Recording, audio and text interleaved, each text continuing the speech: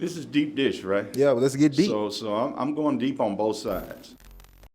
Sheriff Hall, welcome to the platform. How you doing? I'm doing great. Happy to be here. Yeah, I'm happy to have you here. Just thank you, for everything you've done for Davis County, Middle Tennessee, Nashville. Just knowing about your works prior to this, and then even doing more research, just trailblazing work that you've done. And I liked. If people haven't done research on it, they should really go do the research. Because I went back maybe 8 years. That's how long you've been doing 8 years. And I really liked how you broke down what you do and how you kind of, at the time, your son was younger. And you say, hey, this is how I explain it to my son. I'm over timeout. Yeah. And so just going back and really studying and the nuance of what you do and how you do it, I'm just really appreciative of it. Even though everybody, it's easy to pick at what the sheriff department or policing, it's easy to pick out what you all may do wrong, right? But I'm a solution-based person, and it seems like you're the same way as far as when it comes to being the sheriff of Davis County and implementing solutions to combat the problem. So I just want to give you your flowers and say that if people don't do that enough, they should, because I know it's not easy, but and everything is not perfect, but through your works and actions, like how I like to measure people, and you've been able to put in the work and be consistent and go against the grain as well. So thank you for that. Well, thank you very much. That's, today's world is so, so fast. Everything's going so fast. People don't take the time. I'm not saying I was elected 21 years ago, and sometimes I go back and listen to my swearing in speech because I want to make sure I am who I said I was going to be, and it's really interesting to do that. Because I think sometimes the world changes, and I want to change as a person. There are things that I had no idea would be dealing with COVID and pandemics and how do you deal with it. But the reality of who you are as a person, especially when you run for office. I mean, you're telling people this is who I am, and if you want me to do the job, so. Very fortunate. I love doing what I do. I feel like we're getting some things accomplished. It's not easy to hear that very often. Right. Well, historically, 6-time elected. That's Michael Jordan, 6 So till 2026, we got you again. Wait a little more. Well, I've got that young son who asked me years ago, what do you do? And he's graduating college next year, and so I feel like in some ways, it's kind of a measure for me. I've raised my children here, and I feel like in the end, I've been very lucky to get to do this job. That's what I wanted to do from the time I was a teenager. Wow. What inspired that from that teenage age? And everybody plays with, police cars and fire trucks and helicopters and all of these things. But not that many things change, right? Dreams and goals change, and depending on your experiences, maybe even with those particular professions could alter maybe I don't know what did me into that. Yeah, my parents had nothing to do with this. There in the background was nothing. I read the book Helter Skelter when I was 16. I didn't like to read. I wasn't really good in school, and so I went to Antioch High School, and I read the book Helter Skelter, and it was really about the murders in California during the 60s with Charles Manson, which became a kind of a famous story. Right. But I read the book, and to be honest with you, I couldn't have told you this as a 16-year-old kid sitting there talking to you, but it scared me to death, really. Mm-hmm. I think I was fearful of how does people do these things to people, and it was a drug culture. It was a weird time in the 60s with a lot of drug issues, and he and others motivated people to go kill innocent people. Right. At 16 years old, I think I was scared to death and thought, why did he do that? And if we can figure out the why he did it, maybe there won't be another Charles Manson. Now that sounds idealistic at 16, and so I got out of high school, but this book, kind of stuck with me. I turned 18. I asked my parents to sign a waiver and let me go visit the prison.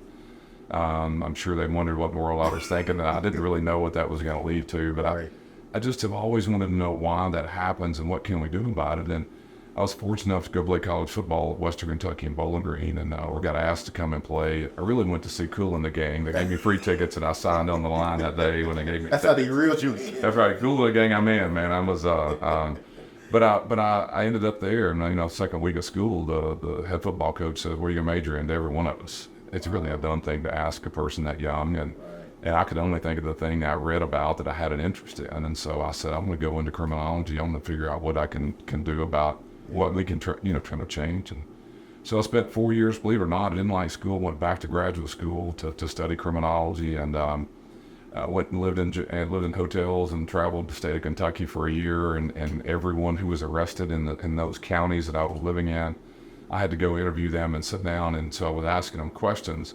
The state of Kentucky is the only state in the country that outlawed bail bondsmen. And so in 1972, you do not have a commercial bail industry in Kentucky.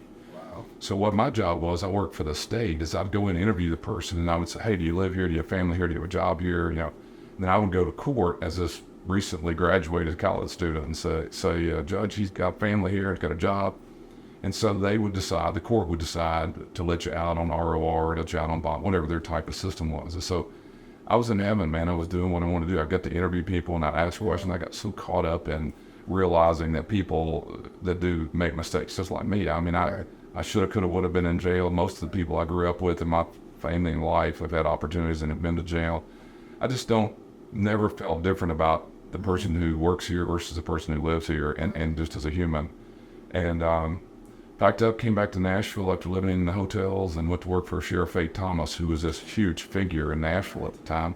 I was a peon working in the jail, but if you really wanted to see people and understand, and I didn't know what I was doing, I was just I really learned a lot about the why people do what they do, and that the point is, if we figure out some why, we should do something about it. We shouldn't just quit judging, keep judging people. As I told my son, when you're in timeout, I don't love you any less. Right. I feel the same. When a person's in timeout in my regular world, I don't want him to think we should love them less. Right. I don't have to like what you do. That's a lot to unpack right there. That's a lot to unpack right there, because the general consensus a lot of the times is once somebody is incarcerated, right? I think general consensus, systemically, we have these barriers to say that you are different. Right. You're going to have a harder time getting employment, right? We're going to make sure you have a harder time getting housed, right? Right. Resources, being able to come out and be a full, whole, healthy citizen, with just barriers, even though you didn't serve your debt to society. Still for your vote? How stupid is that? We still got some things that we still use as hurdles. What are solutions to those type of things, right? Because we know 93, 4, maybe even higher now % of those that are incarcerated come back home. They come out to our community. Right. And how do we enable them to give back to a full, healthy life and adjust properly, and not have to put on these barriers that may cause them to maybe have some withdrawals and go back into some things they, know they shouldn't go back to. It's like, hey, what else can I do? What other opportunities are out here for me? Yeah, I call it the collateral damage. The collateral damage of the arrest is far worse than the arrest on the person. I mean, the court costs, the fines, driver's license taken away. I mean, it's hard to get a driver's license. I don't care if you have an airplane to fly and get it, it's hard to do. I mean, it's hard to. And so to accomplish that, when we're also telling you got to find a job when people don't want to hire you, you got to drive to the job, but you don't have a driver's license. You got to, all these things, and you can't vote for the people who are making the laws and rules, which is really all of that combined is far more damaging than the actual 3 months or 6 months you may spend in jail, believe it or not. The public think that putting someone in jail is teaching a lesson, and that's really a silly way of thinking about it. I believe in accountability. My son needs to be in timeout when we have a disagreement or there's a mistake. I believe there is a purpose for people who make decisions that are not acceptable. What I don't agree with is that we punish people with those decisions. And it punishes in not physical punishment. Sometimes people see that in the movies. What it really is about is we are preventing them from having an opportunity to be successful when we stack all these things on top of them. And I think that's, to me, it's one of the more disappointing things to watch. We in the jails of Nashville spend a lot of energy because I believe most people who come to jail don't want to come back. They'll tell you that when you get them in a room that's private where it doesn't sound cool and everything. But they'll say, man, I want to change my life, trying to do some better things, and I got a kid in the world, or I'm going to do better, my mom's sick, or whatever. And I get to watch, and I don't do this every day, but I get to watch from afar, and I used to, in the jails, I'd see it every day, people who are changing their lives and trying to do well, and then that door is about to open. And when the door opens, that person is really wanting and believes they can be successful. But if what we've done outside the door is make it a higher mountain to climb, because you've got all of these hurdles, you got to get to work without, and find a job with a felony or with a misdemeanor charge and a probation officer and court dates, all the stuff that makes no sense. We wonder why they're not successful. And I had a person who was in custody 25 years ago. And I got to know people. Most times it's nicknames. I don't really care what the name was, but I was talking to him, and I'll never forget. I got to know him pretty well, and he looked at me, and I said something, man. You gonna make it this time? He's about to go the next few days. We're talking, and he said, I said, you gonna make it this time, man? I hope so. And we're just talking, and he goes, not unless someone meets me at the door. And his phrase stuck with me. What he said was, I'm successful right now. And when that door opens, if I don't have a ride, if I don't have some support system, I don't need a car, I need access to go do things, and nobody cares enough to meet me at the door. Outside of the government, outside of the jail, that's a scary world out there. Yeah. And I will never forget, we still use that terminology. We want people to meet us at the door, because my legal responsibility has to end when that door opens as the sheriff. But if somebody in the community, somebody from church, somebody in the neighborhood isn't there to help me leave, the odds are I'm coming back. And he was screaming that. And I just feel it's really important part of it, because I think the addictions sometimes can be under arrest. We have that under arrest. They want to stay off. They want to go to work. They want to get to Waffle House where they work, but if they can't get a ride, I can do it. I'm gonna get you a suggestion. It's rub it against you a little bit. If you wanna, can you do that? You wanna just tilt it up, like where the like she is. Yeah, like a little. That should be perfect. Okay. Yep. Sorry about that. Perfect. And I'm moving it around probably. Yeah. No, it was just you just scraping your shirt a little bit. Okay. Sorry about that. Okay. No big deal. Yeah. I wanna dig into some other pieces of that. Especially from the sheriff's side, because a lot of times when we think about policing, right, we see in Nashville MNPD, right? We don't never see the sheriffs. When there's something going down, we see in MNPD, Chief Drake, or Carlos Laura, or one of those figures addressing the situation. How does that work from the public? Because we see the sheriff cars. Can you kind of break down the different capacities between the Davidson County Sheriff Department and MNPD? I get this question more than anything. Because if you move here to Nashville, you have an image of a sheriff, or if you grew up here, a lot of people don't understand. A couple important things. The state law, Constitution of Tennessee, requires you to elect a sheriff in every county. You can't change that. You have to elect one. So the first thing that's different between Chief Drake and myself is I have to run for office. He is appointed. I tell all my chief of police friends over the many years, I've had a bunch of them that are in that job. The difference between you and I is I know when I run for office. They have to get appointed, and then oftentimes you're at the liberty of whoever's elected, because they get to appoint their own team, and so it's always a little strange. A mayor runs, may have a different philosophy, and so yeah, the way you get your job. People chose me. I don't know. Well, I mean, you have to put yourself out there in a little different way, and there's not protection. I heard someone say this week. I thought it was, you have some insulation from the way the council or the mayor is running things, but you also are out there on a limb. I mean, as I've said before, if you want body cameras and you're the sheriff, then that's who makes that decision. Here we had a mayor trying to make it, chief didn't want it, and they want it. I don't know, it's a very complicated accountability. Believe it or not, I wasn't for the Community Oversight Board. Here's why. Wow. I was going to ask you about that. Yeah, it has nothing to do with my philosophy about that. I'm held accountable by the public. Throw me out. Right, yeah. If I'm on a committee of people to come help me steer the place, if I say no to that, throw me out. Right. A police chief is insulated. And that's why accountability was important. What I was saying is, in a lot of cities, I don't want this job, by the way. Let me clear that. I do not want this job. But in a lot of cities, in Jacksonville, Florida right now, the police chief works for the sheriff. You elect that person.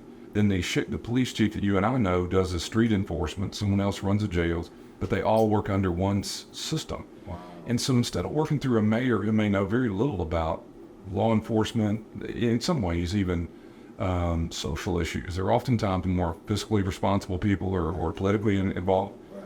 I don't love the accountability of a board over a chief of police who works for a mayor. It just feels complicated. Right. I said, let's overhaul the whole darn thing. I'll step out of the way. I don't want the job. Right. But I don't mind accountability. I get people calling me all the time saying, I'll pay your salary. I want your police officer, your sheriff's deputies to slow down. Yeah. My son is not getting his medication in the jail. I'm going to make sure he's okay.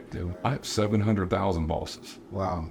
And I don't forget that. I'm not saying I do it right. But over here, you're tucked in between a mayor, you're tucked into a council, and it gets a little lost where the public want accountability. And I feel like so it's not against accountability, it's against sticking a board between, quite frankly, a chief and a mayor makes it very difficult to get issues resolved. I want to go back to this accountability piece, because you had mentioned this about, those who have maybe committed offenses or just harm in the community need to be held accountable. Circling back to like punishment, right? Do you feel that in this country, in the United States, that we're infatuated with punishment? And the only way that we figured out for some reason to hold people accountable is with their bodies. How would you impact that? Yeah, so where I'm conflicted, not with your question, but with the answer is I believe I've been focused on the why for 35 years. Mm-hmm. I know why. 90% of the people are addicted when they come to jail. What does that mean? There's a substance that is driving them to do things that you and I wouldn't think are acceptable. You don't steal from your mother. Right. I mean, you don't steal from anybody, but you should be stealing your mom's purse and stealing her keys to go sell her car to get your heroin. Right. My point is, if you don't accept that that's a disease, the addiction, then all you're doing is trying to shake your finger at the person and punish the person. Right. I tell people that the police arrest the person. We're trying to arrest the problem, and I don't believe the person is the problem. Deep inside of that person, there is a disease that will make you steal from your mother. Right. And if we don't get that under arrest, right, whatever you want to do to the person, it's not going to change the fact that he or she is going to keep stealing from people. How are that two philosophies from maybe a chief of police and a sheriff? How does that balance out? What does that look like? What are those conversations like in trying to combat and not arrest a mental illness or arrest unhoused? How does that work? It's a good question. Really, to me, I tell people around the country or anywhere I go that I think law enforcement, it's a weird term, it's two-pronged. There's two pieces. It's the who and the why. All right. In Nashville, because our charter is pretty clear, the police do the who. They make that arrest and literally drive up, drop the person off in the paperwork and drive away. Now they go to court and do all that. But so we live with the person. We see someone eating feces. Right. We see what the person really is. We live with them. We're not, the police, the DA, the judges, the public defender, they spend limited minutes over years with the individual that is obviously under arrest and in a courtroom and going through the process. We live every minute other than those few outside the room. So we understand the human aspect different than most others because that's a small piece of their job. Right. But that's the who. And to me, law enforcement, if you only care about the who, which a lot of people in this country do, that's all they see on TV and movies is when the police pull up and drive away. Mm-hmm. They really never think about that's a human being that while they're off the streets is a very complicated, complex arrest of the problem that we should be trying to do. And so I don't focus on the who. I don't watch movies. I don't read books about who done it. I don't really care about that. I really care about when you bring me the person, why are they here? Right. What can we do? I may not can guarantee you ever get out. There are some limited, under 1 or 2% of people ever or never return to community. But everyone else, if all we focus on is who they are, meaning you're under arrest, 6-year sentence, go to jail, we don't go back. Right. Most odds are we haven't arrested anything. When you come to us, we wear a different uniform. We have nothing to do with whether you're guilty or innocent. We don't get to go in court and help you or hurt you. We don't have anything to do with the arrest. It makes Nashville a better place. Here's why. Most cities, the arresting agency also houses you.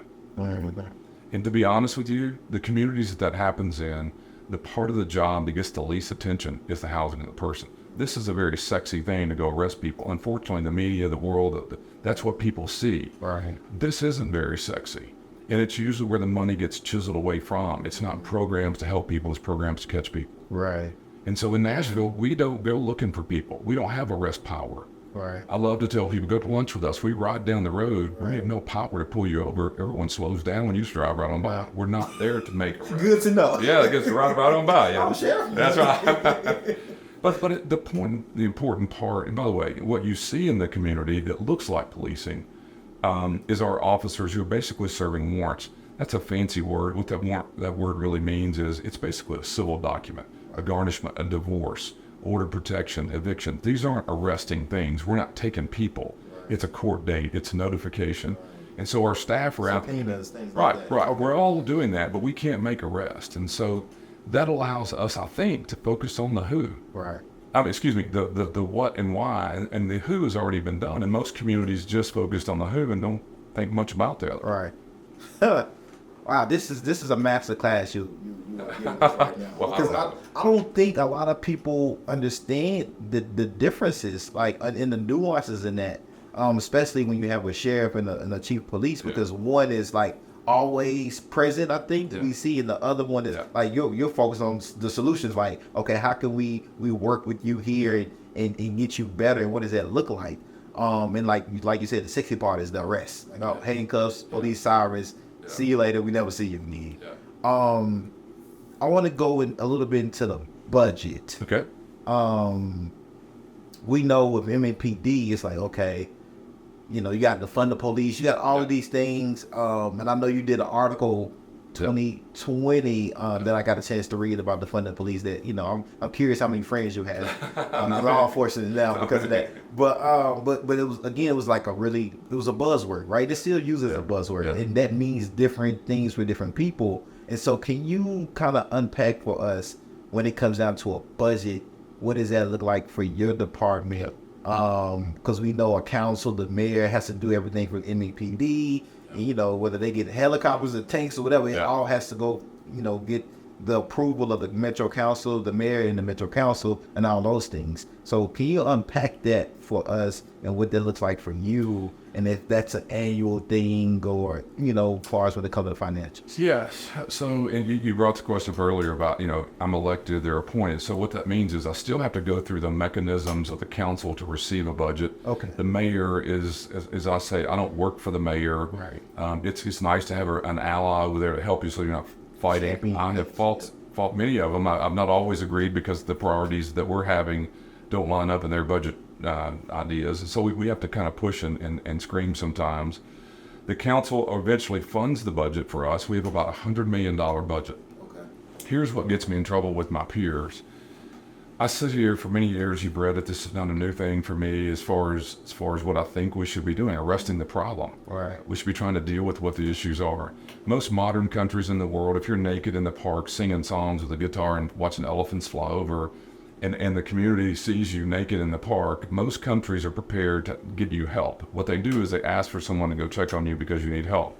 Our country, it's not the police fault. Our country really doesn't have that alternative. What happens is you call 911 and you say, hey, there's a naked man in the park. The 911 person has one alternative. It's an ambulance, which we don't think that way. We send the police. The police pull up and there's a naked man, there's kids in the park. We got a law that says you can't do that. Right. The problem with this whole thing is that arrest occurs and then they're brought to jail, fingerprinted, photographed, booked, taken to a courtroom, convicted 10 days, handed out the door, got a probation officer, you owe $500. Right. The reality of that's just a poor system all the way around. The police take a lot of criticism for it, and I sit in the middle of this where that's not my staff, so I'm not defending them because they're my people, but we call them. Right. Our system doesn't have the alternative for the 911 operator to go, wow, they need help. Right. In most countries, that call would come in and go, everyone knows to wear clothes. Right. Everyone, even if you're off your medications, we need help for that person. Right. We don't have that alternative, and so what ends up happening is that's caught up in the system. And so if you just let me, this is what gets me in trouble, $100 million is my budget. If I were to tell you that 30% of the people who are in jail are diagnosed with a mental illness, and just to make the numbers work and make it easier to talk about, if I said there's $100 million and 30% don't belong there, why not take 30% of my money? Right. Go build the system that we need. Go build a health system. Go build a response. 3 out of 10 people. Right. Here's what happens though. Government notoriously doesn't fix it when they start doing it. Here's my point. Take 30 million of my money. Take 30 million police. Take 30 million DA. But guarantee those people, they won't be called to the scene. I don't need a bed to put them in. I don't need the staff to watch them. Make the system called mental health, which is what we promised in the 60s we were going to do. Right. Tear down the hospitals and build these mental health centers. Okay. Vietnam War took the money and we never built the centers. And you built jails and prisons. And so it's a terrible system. But one of these days soon, the defund is a, as you well know, a very polarizing way of saying it. Right. I agree with repurposing the money. I don't need $100 million. Right. But you're going to have to, you community is going to have to promise me that you won't bring me the man who is eating feces in that jail. Right. Because what it takes for that person to be treated medically and mental health is a totally different animal than, I don't mean the person, but the problem. Different budget. Total different situation. Yeah. So if you remove that from me, I don't need $100 million. Right. The dilemma is it's going to take some strong leadership in some critical places that says we're going to build a mental health system. Right. To deal with addictions and treatment and addiction and mental health. And we're not taking that person that's naked in the park to the jail anymore. Right. And that's what we try to build because it's not the solution, it's an alternative. Well, I think it may be just easier, right, to do that. Like, let's snap the cuffs on them, take them to jail, and, throw them in the system, right? And, possibly get more money to do that. Well, there's no alternative. Right. Even, I say this all the time.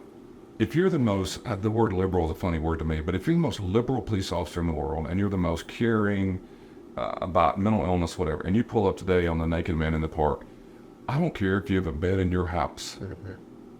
Do you realize that most of the time a mentally ill person has a pending warrant? You know why? They're not going to go to court. They're not going to a probation officer.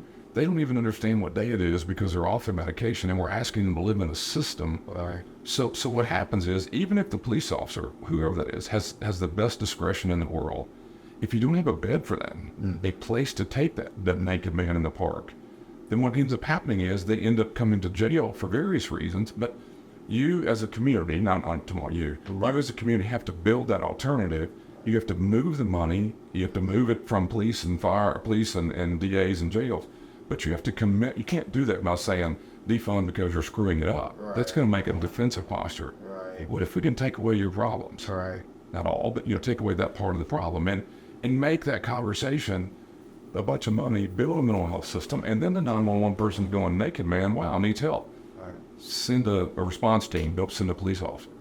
I'm interested to get your take on this one because we in the mental health. We in this. We open up this box. All right. We have the co-op sharing ride with MNPD. Yep. I was the organizer for NOAA. Yeah. When all this was kind of going down, and we was trying to advocate for like more of a cahoots program, what they're doing out west. I believe in Colorado. Maybe no. It sounds wrong. I can't. Yeah, maybe. Washington State somewhere. I think Washington. Yeah, I think it was Washington State. And I remember from an organizer's perspective at the time, we was just trying to say, hey, like, we need to get police out of mental health altogether, right? You all are not trained, you're not mental health professionals. This is not what you signed up to be a police officer, bro, right? And at the time, we had nothing, right? We didn't have anything, and so getting the pilot program was like, okay, like, I guess it's better than nothing. Yeah. But what police a lot of times arrive on the scene, people are not thinking de-escalation. Right. Just mentally because of just traumas, like just what you've seen through this media thing. You like, they're not here to like help me, especially if you have a mental health issue already. You're like, hold on, wait a minute. That may even make you more flustered. But then you have like the safety concerns if it was only in mental health. So there's a lot of different dynamics at play. And I asked this question with all of that context is, do we get to a place where police or policing is not involved at all in the mental health crises when it is a call? It's somebody outside of police that is showing up to support that person, or will it always be somewhat a dynamic of police involved in mental health in this country? It's a great question. So here, let's put a real life spin on that for a second. So I live out about on Nashville Road, and there was a young man who was shot and killed. His mother called in the police to respond. He was right off behind a Goodwill, a homeless young man. And the deal was he was firing a gun in the woods or something. I forgot. He made a threat to his former boss. That's all I know through the media. We're not the police. We don't show up, so I'm just using what I know, which is the media. One of the problems I see is you're not going to get mental health to show up a guy shoot a gun. Who's going to go in there? Right. So, and you wouldn't either. I wouldn't either. Exactly. Right. So the dilemma is, I see where we're trying to go, which is we want to de-escalate. I agree with that, but you can get the fire and EMTs to show up. Right. Because they're unarmed. Right. To go into certain situations. So when you train a person to respond to a crisis, where the violent threat is likely, not because of police are there, but because of their schizophrenia. They don't know the police from you. They see someone coming to take me sometimes. So I fear that that's a wrong way to sell. I don't think the police getting that blame is going to be fair. Okay. Because I think realistically, I can show you this, they're not going to go. All right. The responders you're asking for are also at risk. All right. And you just got to find that where is the balance? When are they? I think your point's right that de-escalation was never said until 3 or 4 years ago, at least in the world that I'm used to.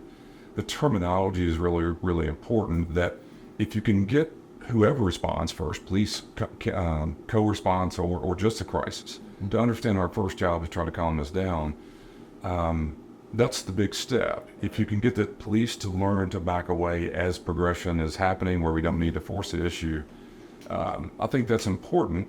But I think it's a little wrong, and I've heard people say this, to say we need the police out of it. That sounds great. Right. You won't have anybody respond to certain situations where a man's walking down 65 with a gun in his pocket and he's threatening to hurt somebody. If that happens, it's a big step to get someone to go without somebody in case he does start firing at him or whatever. So the fine line on that, I don't disagree that the police, it's hard to get someone to say this, they don't want to be there. Right. That's the worst type of event you really are involved with. I'm not a police officer, never have been.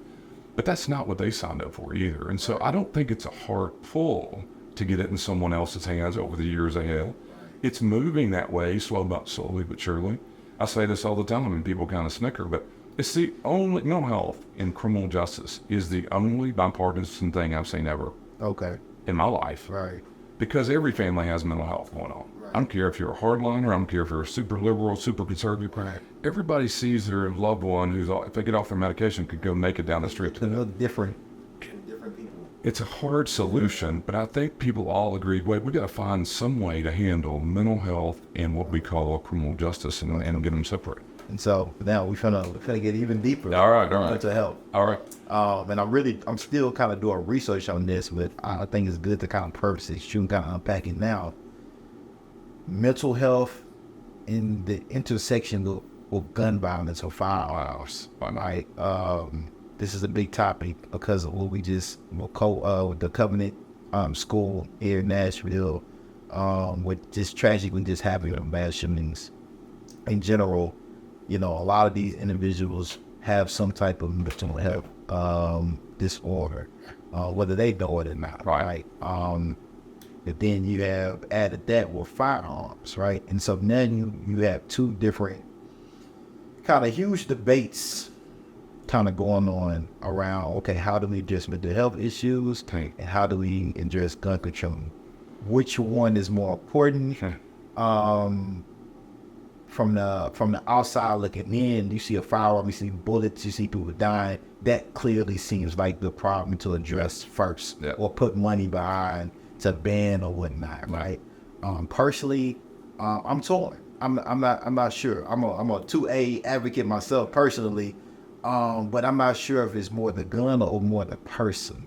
And I'm not sure if red flags law. I don't know how much that helps, and I try to think like, okay, if people really want to do harm, they usually find out a way. Whether even with a vehicle, we've seen people drive vehicles through marathons and things like that. No gun needed, right? If that's their focus. But the firearm is a powerful tool that can, massively cause destruction and harm and death. So I'm interested, what's your thoughts on that as far as the mental health, firearms, the intersection in between the two, and how do we tackle both of them? What are some things that maybe from a law enforcement expertise that maybe we have as just normal civilians maybe have blind spots and kind of a lot of emotions behind it, and unpacking that? Man, oh man. So, and you helping me unpack it and can get research too, because I just think it's really fascinating. But I think they're intersected, but also they stand strong just together in this country, right? And just the history of the gun in the United States is from the beginning to the end, right? Yeah. So yeah. First of all, I gotta get this out. I didn't get to I didn't get to tweet this out because I have a chief of staff who won't allow me to send stuff out, even though it's my feelings sometimes. And so we had the shooting, like we all have ties to that. My sons have played sports, and we've been in churches and played, and we all have some connection, someone who responded, I know. And so, I'm just like, I'm a human being. I have emotions about it all too.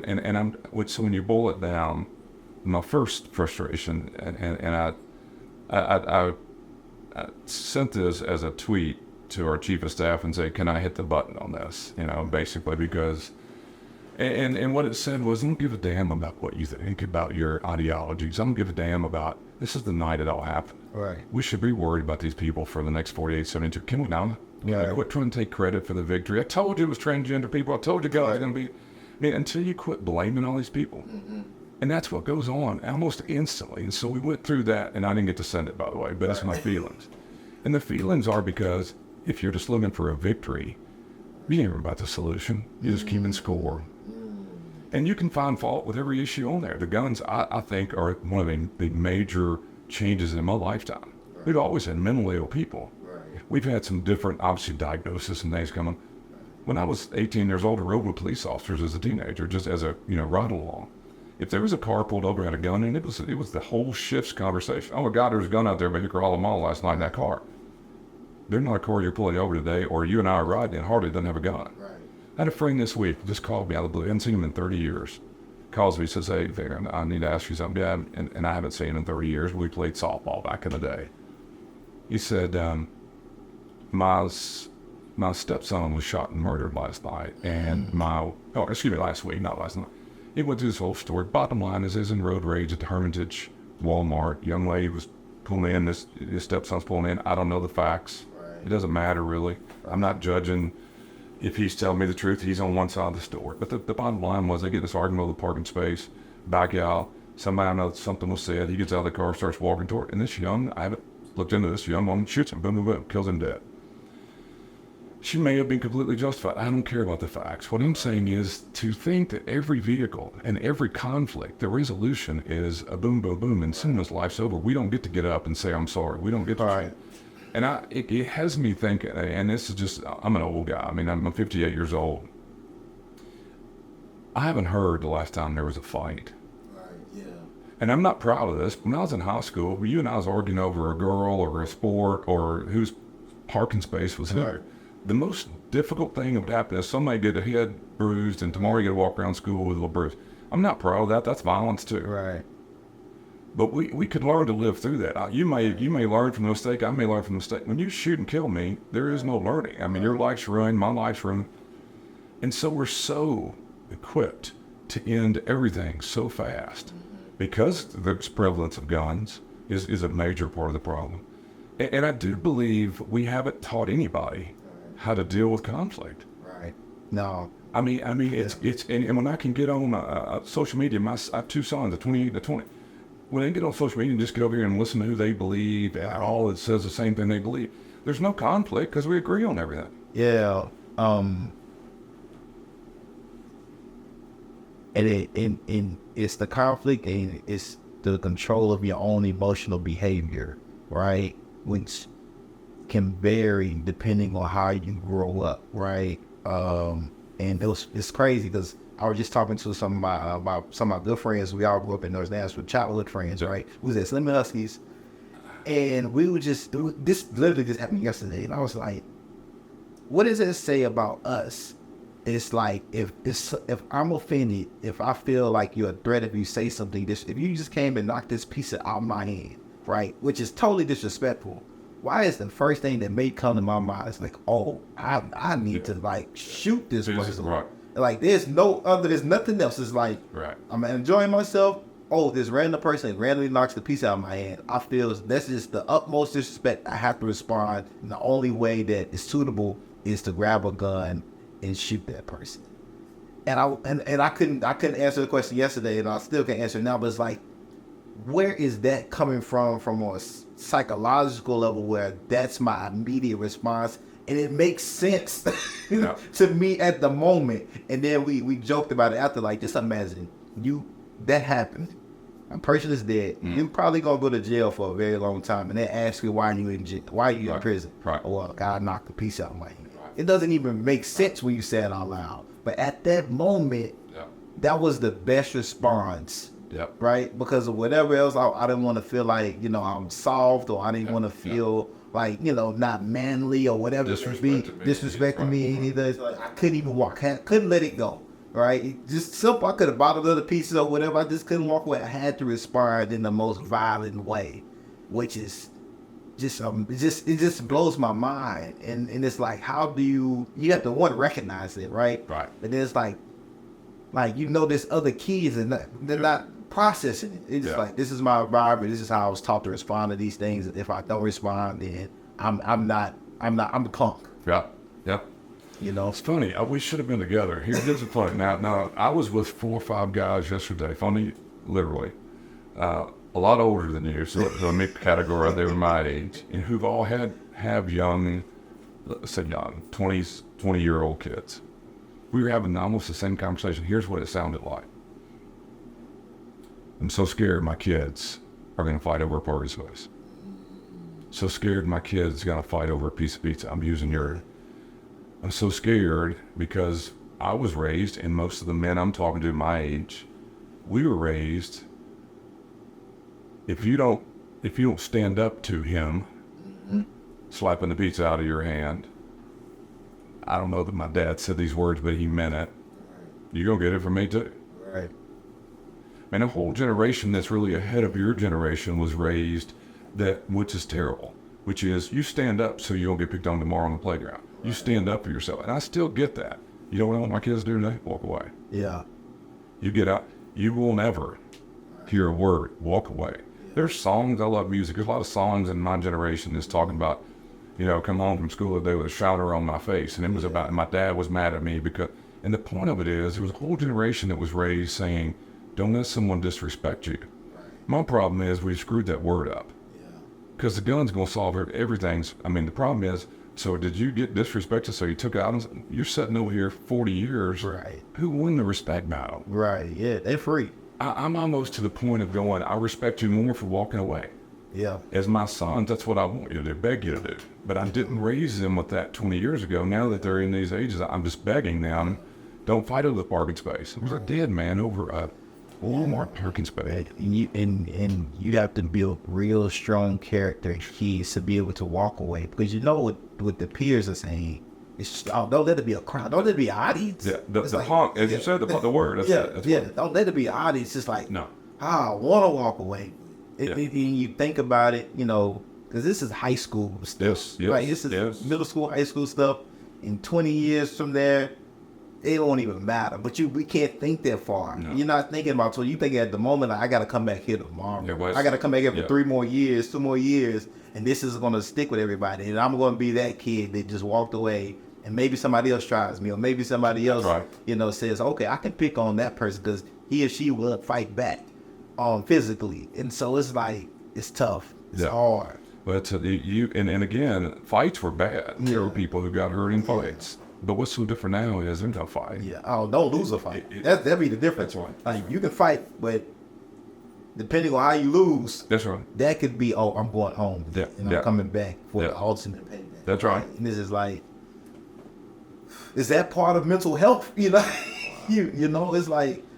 Well, and I worry, we're talking about mental evaluation of what's important to us, respect, pride, how we feel. But I think what's so different is the outcomes are so permanent, right? Right. You could, and that's what I think all the time. I want, at least for me, the decisions you make, man, they're life altering sometimes. And in these situations, that instant, sure, it may feel like you solved the problem, but you're sitting here with these people, young people, going to prison for 50, 60, 70 years over a pizza slice, maybe. It's terrible. Yeah. I want to circle back around to mental health later on. Okay.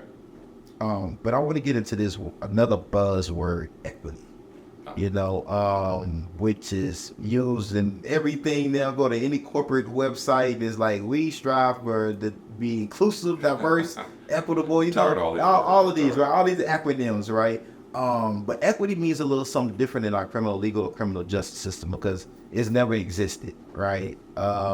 Especially speaking from a black lens, right? In this country, just with policing, and all the stats when it comes to if you're black, brown, or poor, you gonna have a difficult time going through the criminal legal system with fees, representation, all of these things, from a MNPD policing metro side of things, jailing side of things, right? Hang on, I don't agree with that part. So, Okay. jailing thing, help me out. Okay, yeah, I'm finna unpack. So how I've seen and researched our jailing system is that if you're black or brown, you're jailed at a higher rate for similar offenses that white counterparts have also committed. Okay, I was thinking of jailing as in housing. Oh, no. About the sentencing. You're talking about sentencing. okay, Yeah, I'm just talking about sentencing. Okay. Yeah, I'm talking about sentencing. And so, how does that look? Equity. I wonder what that means to you. Yeah. And then how does that look from a sheriff department side of things in making sure that everybody, no matter what you look like, your gender, your race, gets an equitable experience, and also just being like very intentional about like, hey, is everybody getting treated fairly? Because when it comes to the bonding and all that, it's past that. When they get to you all, that's all handled from a different sector. Okay. So I went to college a long time ago, grad school a long time ago. One of the things that it said about prisons and jails is that it should look like your community or it's disproportionate. I mean, fancy words back then, probably different. But basically, the people in jail should be representative or someone's being, whatever you want to call it, disproportionately housed. What no one ever talks about, that's impossible to resolve because 80% of the people are men. Right. Well, this community is 54% women. Right. So it's never going to match.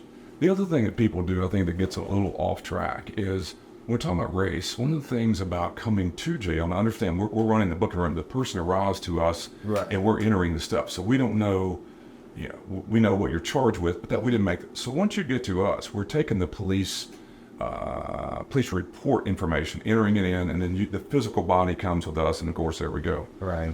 One of the things that people would be surprised about, I've been saying this for years, is the percentage of people who come to jail today in Nashville will be 50% white. Okay. Most people don't believe that. So what happens is it's 58% white in Nashville. Right. That's what I've seen. I don't do that for a bit. Is that what you hear? 58% white? I think it's a little more population-wise. Yeah, I think it's a little more than that now. As we've grown, I think that might, because... Yeah, I studied that quite a bit. So it's 58% white on my data, and 50% of the people... that may be right, yeah. And now what I get complicated about is all the different categories, because there's people, and keep in mind, here's something, there is no such thing as race. I mean, you can't draw blood out. Right. It's not. So when people say race, we all get wound up about it. This is a social construct. It is. It's a grouping category, and nobody can really explain it. But here's what's weird. When the person's arrested, the police officer can write, they're supposed to ask.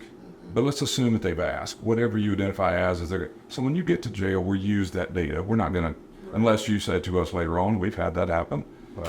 Obviously, with transgender populations, we have the gender change in the middle of the housing. Wow. So we have a lot of things that can move through this. But and keep in mind, too, a lot of times a person can be so intoxicated that they can't communicate it when the police pick the body up, person up. So we may talk the next day, hey, race isn't filled out. What do you identify as? So, but here's where your question gets interesting. I really think people get a little lost on, and you've already said, but the arrest in Nashville, if you just round off, is 50% white, 58% white is the population. So that's still not right, but it's not. Tomorrow morning, the number of people, and this is not, I haven't done this in the last year. Right. Tomorrow morning, the percentage of people who stay in jail that are black goes up. So what's really interesting, and because I think people have said it, the Driving While Black Report, which by the way, that's more of a traffic offense thing, but it's legit. I have no knowledge of the details, but the arrest data is important. But to me, the important part is what's tomorrow look like. And again, there's socioeconomic things. There's systemic problems. Right. I mean, like I said, and so that disproportionately starts to represent a higher percentage of black population than the arrest number. Right. You see what I'm saying? So they too show. That's a great nuance to highlight. Yeah. It's like, they coming in at a higher rate, but a different population is staying at a high rate. Right. And I think that's where we should talk about what causes it. And it's gotten better, I'll tell you, in the last 5 or 6 years, and this is not a credit to me. I'm just saying there's a system change, bail reform. I told you in Kentucky they don't have bail bondsmen. I thought we were to get rid of them here because in the country's moved away from a lot of it, the commercial, you have to pay to get out. We run a pretrial release program, gets 20% of the people are getting out without paying anything. So there's a lot of push to do that. I'll tell you right now, the year before COVID, or let's go before COVID, 100 people a day came to jail. Today, that's 65. It's not moving up. It's been pretty steady. So the point is, there's a fewer arrests. The public don't know that. The fewer arrests today. Of those who are arrested, the programs that we talked about, pretrial release, bond, probation, parole, a lot of those had systemic things built in there because they were designed 50 years ago that made you, for example, pretrial release used to say you had to have an address.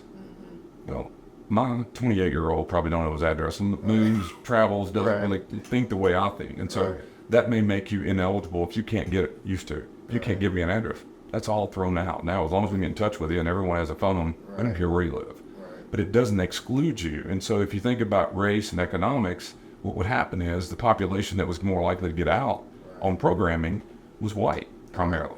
That's changing a little. I haven't done the last year or two, but what we saw was the housing population was different than the arrest population. And everybody was screaming at, I don't mean everybody here in the country, that the arrest population was way disproportionate. It's not as bad as you think. And I'm talking more about, now, it's bad as we move forward because that's important to know where is the problem. I'm not saying you don't have a 58 to 50, let's get that straight too. Right. But one of the things that, and I've said this for 100 years, I believe the reality of our over-incarceration in our country is 33 to 34% of the people are ill. They're white, they're black, they're men, they're women. If you take them out of our jail population, we're just like other countries. Right. Which means, percentage-wise, we're not that far off. Going back with the housing and the population, how do we, if we know that 30%, is going to have that mental health issue, what can we do on the front end, right, that can address mental health issues or crisis so they won't even end up getting arrested or in a courtroom or into your facility at all? What is that? What is those kind of proactive steps that we can take on the front end so we won't have to be trying to correct on the back end where it can fluctuate? I don't know the exact solution, but I know you just hit the answer. Let's go. In Nashville, we just had a Covenant shooting. We just had a Waffle House case that was resolved. Keep going. A lot of interaction with the police officer where there are shootings. I mean, let's just use the highest profile cases that you and I have experienced in the last couple of years. Almost all of them have had previous mental health connections. I don't know much about the Covenant thing, but I know he was in the care of a doctor. That's all I know. Reading the press. So I don't know what that means, but it means there is at least contact mental health. The Waffle House shooting. One of the things that's going on. This is a little bit behind us, but severely diagnosed severely with mental illness. Was told to stay away from guns and so forth. Had previous law enforcement contact. One of the things I think that we have a chance to do is when a person is arrested today in Nashville, the contact with law enforcement, if it's casual, right? Your family happens a lot. Family call the police on their family member because it happens a lot, where they've thrown the stereo out the window and the family's scared, doesn't know what's off your medicine, don't even know if you've ever been diagnosed. All right. What we need to do is to get that person identified instead of as a criminal justice case in the hands of mental health. And all I'm trying to say by that is, when you arrive in our jail today, to our facility today, to be arrested, we're the only system in America that does this. The first person you're going to meet is a master's level mental health clinician. What do?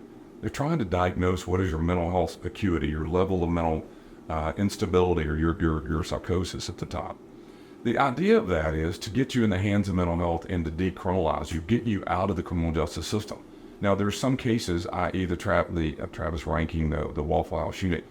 By the time he's shot so many people, he's not eligible to be diverted out of the system. Let's be honest, that case was too severe. He was arrested previously years ago. My dream is get him in the hands of someone who knows how to treat mental illness instead of an arrest in Ohio for whatever it was, maybe DUI, maybe naked in the park. If you don't identify what his issues are. The why is he? That's who we are. Why is he in contact? And try to get that problem addressed. Maybe you don't have ultimately them spiraling into this. And by the way, a lot of people don't even understand that their loved one is in a mental health crisis. Right. They see them as self-medicating, and we've got to get that person into the system. And you dream with me, some portal of mental health. Once that first flag comes up for that simple issue, the action just starts right there. Because if you leave them in the criminal justice system, judge give you 10 days probation off, you fail probation, owe fines, and there you go. Go back to the cycle. And you shoot up a Waffle House. And my hope is we get you in the hands where that prevents that down the road. 2 more questions. No, make sure you got it in 2 minutes. We have a mayoral race coming up. 100 people are running. 100 people are running. It's still been growing. It's growing, right? If you had to speak to the voters, yourself being a voter, what should people be looking at or for in our next mayor? Wow. So this will be my 7th mayor, I believe. I counted up the other day. We had 4 in about a year. Yes, we all got hot So we went through that fast. But one of the things, and can I say this, that I have a split vote. I have a constituent vote where I live, my streets, my sidewalks, my trash pickup, my traffic. Then I have the sheriff hat. Right. And what I mean is, the sheriff hat is who I interact with more, and the mayor and the city and the council. And so I used to say that I live on Hope Road, that's the street I live on, but I vote on 2nd Avenue, that's where my office was. Because that's really important. So I'm a little biased when you ask me as a voter, because my lean is, who is going to understand, work with, let me have a voice for what I'm trying to do when I get to work. And so I'm a little jaded. I vote more that way. Okay. Who is best to help me get accomplished what I'm trying to do in my life at work? That may not be a good idea because my streets may have potholes and everything else. But you got council members, Right. You supposed to kind of them so they can, get on the mayor about that. Help me do it. So I get a little jaded, and I typically vote and try to interview. I mean, I don't ask them to come by. Most of them come by and introduce themselves, and I'll sit down and I'll ask them questions that really help me understand. Do you understand the independence of an elected office? What are 3 questions you would ask them right now? So it would be about how do you see the role of a constitutional officer? Okay. How do you, as a leader of Nashville, how would you decide what to do about overpopulation in jails? What would you do about if we were having a problem in, let's call it COVID is today, but tomorrow we'll have an outbreak in some disease. What in our system, what are you, mayor, what do you think the solution is? Are you going to call me, or are you going to put a committee together? Are you going to have a press conference? Are you going to, and I've seen all do different things. And so what I really want is your appreciation for the fact that I have to run for the 700,000 voters just like you do. Right. And all I'm saying, I'm not better than you, but I don't work for you, I only work with you. Right. Some mayors have that mixed up. Okay. And they get it confused, not because I'm big, bad, or nothing, but the point is, my political livelihood depends on me communicating with the community as what I'm trying to accomplish. Right. Whereas the chief of police has to go through the mayor to do that, it gets a little confusing. And so I always try to remember Megan Berry was a city councilman member for 8 years, and one of the things she came by running for mayor, and she asked for my support, and I said I'm concerned, because it was a private conversation, but I'm concerned about your being an informed decision maker, because as we come in front of the council from the sheriff's office, you would never once reach out and ask me, you never ask me a question, never email, never phone call. It wasn't personal, but if that's the way you're going to be as a legislative person, an executive who's not going to reach out and ask those questions worries me. And it just is an example of and I share that type of story with these folks. Okay. I want a voice at the table when it comes to my little lane. I'll stay out of the lanes. I don't get involved with, I get asked to get involved with a lot of political issues. I try very hard not to do that. And it's a selfish vote, but my vote where I live doesn't mean as much as what is 20 hours a day sometimes, what I'm doing down here. Last question, justice. We use this criminal justice system. I tend to say criminal legal system at this point in my life. What does justice mean to you? Wow. I think it means different things to different people. Right. And so I think it's just always a good question to ask, especially for those who may be in some form of law enforcement or the criminal legal system in general. So justice. Yeah. And by the way, and you use criminal. See, I don't ever use that word. See, that person's not What do you say? I would say this is a public safety arena. Okay. When I say criminal justice, it's assuming that person is a criminal. Right. Okay. There. All right. Yeah. At least in my world, Okay. we had a mayor. I think her name was Megan Barry. She wanted to name our new building the Criminal Justice Center. I said, "What do you mean? What is criminal? These people are awaiting trial. They're not criminal." Public Safety Center. Well, so it is a detention center, which is the name. It's not fancy, but the point is, we're detaining people for our system. Right? And the reality of bringing them to us or taking them to court, but we don't judge that as a guilty or criminal, or why are we even set to do that? But anyway. Philosopher. And it was, it goes back to your other question. It was one of the battles. Don't forget, she goes on to be elected, and then thought it was her decision to name buildings that we're going to run. No. Yeah. And it wasn't personal. I think she is a good ambassador for the city. I don't care what happened to her this album. But the way you lead the city and making decisions about a building in which we're building and we're going to operate. Thinking about human beings. I run around telling people I don't believe that the person who's sitting here, I believe they're innocent until proven guilty. If proven guilty, don't make criminal injustice. So why didn't you work for mayor? Because I like doing this job. I'll keep them out of my lane. So. Justice. Yeah, so I like accountability, and that sounds weird. It's in our mission statement 20 years ago. You can look at it. It's why my son sits on the steps. Okay. I believe we need rules. I do. I'd like to go 110 to work. If they get the cars out of my way, if the speed limit didn't have a limit, I'd keep going. Right. But if you put that tells everybody else what the expectations on this street is. If we don't have those sets of rules, I don't think we have an orderly society. But where I'm different than most people is I don't feel different about the people who are in a jail system, quite frankly, sitting on my steps and in my house. But I worry I do worry about this as a generation. I'm a little afraid that accountability is lost. My sons played sports. I was a big sports guy growing up, and I think you struck out. The umpire didn't miss the call. I don't like that every time. I don't like umpires and police and teachers, everyone else getting all the blame. Right. Because some of that was my bad swing. Right. And if my sons I tried to raise my sons going, well, if you don't blame everybody else, you can keep doing what you're doing. And somewhere in here, we've got to have some accountability in our system. It doesn't judge people. When you strike out, I still love you as my son. I want you to go and work on what you did wrong. What we've done, I think, in society is we've given a lot of ways to blame everything. Umpires, referees. I mean, I see it all the time in sports. I mean, I didn't watch the women's national championship, but all they're talking about is how bad the referees were. Right. Maybe they were. I don't know. You got to figure out how to play better, do better, get better. Right. And I don't mean it's all fair. Life's not fair. Right. I mean, there's too many sick people in the world for it to be fair. Right. But the accountability word is really important to me, and it's why I like to use time out. It sounds corny. That time out in my house and time out in my real job feels very similar. There's some accountability we're trying to hold. Yeah. Sheriff Hall. Yeah, I'll do a part 2. Let's do it. Do part 2. I appreciate you. I appreciate, again, everything that you stand for, that you speak out on, write on, all the friends that you lose for your thoughts and perspectives on social change in community. So thank you for your time. I hope you enjoyed yourself. That's awesome. We could have went another hour or two easily. Yes. But I'm looking forward to having you back. I'm ready to do it. Go get some pizza. Deep dish for you. Sure. All right.